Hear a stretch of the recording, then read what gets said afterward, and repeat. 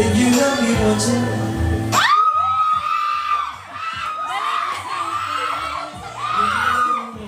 Sa mga nakasubaybay kina Carmel at Anton, hindi na bago ang kanilang sweetness at genuine na samahan.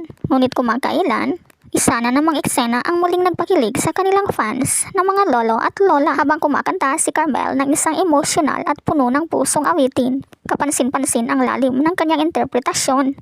Bawat linya ay may kasamang damdamin at bawat nota ay tila may kwento. Sa gitna ng kanyang pag-awit kasama si Anton na tila hindi maitatago ang kilig. Unti-unting sumilay ang ngiti sa kanyang mga labi at makikita ang mga mata ng paghanga. Isang kanta, isang tingin at isang ngiti.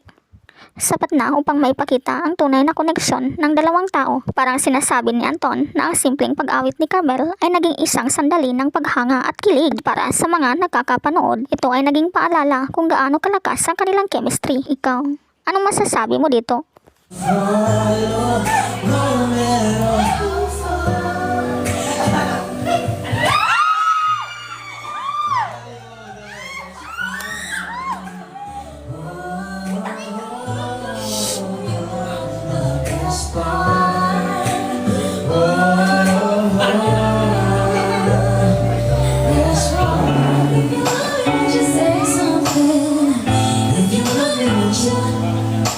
If you love me, won't you say something?